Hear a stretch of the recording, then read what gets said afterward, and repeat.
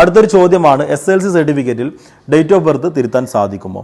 SLCയിൽ തെറ്റാണ്, അത് വെച്ചാണ് എല്ലാ ഡോക്യുമെൻറ്റുകളും എടുത്തിട്ടുള്ളത്. ഇനി ഡേറ്റ് ഓഫ് ബർത്ത് തിരുത്തുക എന്ന് പറയുന്നത് നല്ല ബുദ്ധിമുട്ടുള്ള കാര്യമാണ്, നല്ല ബുദ്ധിമുട്ട് തന്നെയാണ്. യഥാർത്ഥത്തിൽ ഞാൻ മനസ്സിലാക്കുന്നത്, ചോദ്യത്തിൽ നിന്ന് മനസ്സിലാക്കുന്നത് ഇവരുടെ ജനന സർട്ടിഫിക്കറ്റിലെ ഡേറ്റ് ഓഫ് ബർത്താണ് ശരി, എന്നാൽ SLC ബുക്കിൽ അത് തെറ്റായി രേഖപ്പെടുത്തി.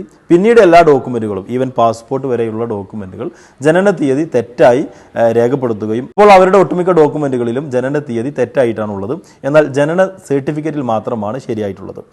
ഇങ്ങനെ വരുന്ന സമയത്ത് ജനന സർട്ടിഫിക്കറ്റിൽ തിരുത്താൻ പറ്റുമോ എന്ന് ചോദിച്ചാൽ പറ്റുമെന്നുള്ളതാണ് ഉത്തരം. പക്ഷേ അത് വളരെ റയർ കേസുകളിൽ മാത്രമാണ്. അതായത് ജനനം വീട്ടിൽ വെച്ചൊക്കെ നടന്ന ആളുകളെ സംബന്ധിച്ചിടത്തോളം അവർ പറയുന്ന ഒരു ജനന തീയതി ആയിരിക്കും അത് ഡേറ്റ് ഓഫ് ബർത്തായി മാർക്ക് ചെയ്തിരിക്കുന്നത്. അപ്പോൾ ആ ഒരു തീയതി നമുക്ക് സാക്ഷികളും അനുബന്ധ രേഖകളും സമർപ്പിച്ചുകൊണ്ട് തിരുത്താൻ ശ്രമിക്കാവുന്നതാണ്, തിരുത്താൻ സാധ്യമാകുന്നതുമാണ്. എന്നാൽ ഹോസ്പിറ്റലിൽ വെച്ച് ജനിച്ച ഒരാളെ സംബന്ധിച്ചിടത്തോളം ഹോസ്പിറ്റൽ റെക്കോർഡിൽ കൃത്യമായി തന്നെ അവരുടെ ജനന തീയതി ഉണ്ടാകും. ആ ഒരു ജനന തീയതി തിരുത്തുക എന്ന് പറയുന്നത് പ്രയാസമാണ്, അത് സാധ്യമല്ല. ഇത് ജനന സർട്ടിഫിക്കറ്റിൽ ജനന തീയതി തെറ്റായി രേഖപ്പെടുത്തിയ ഒരാളെ സംബന്ധിച്ചിടത്തോളം ഉള്ള കാര്യമാണ്.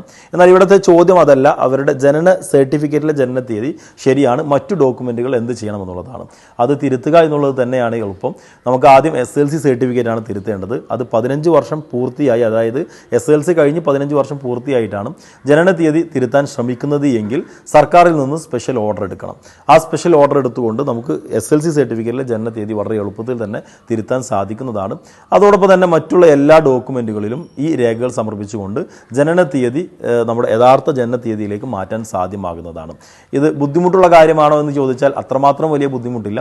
ഇത്തരം ബുദ്ധിമുട്ടുകൾ വളരെ എളുപ്പത്തിൽ പരിഹരിക്കുന്നതിന് വേണ്ടിയിട്ടാണ് ക്ലിയർ മൈ ഡോക്ക് ഇന്ന് പ്രവർത്തിക്കുന്നത്.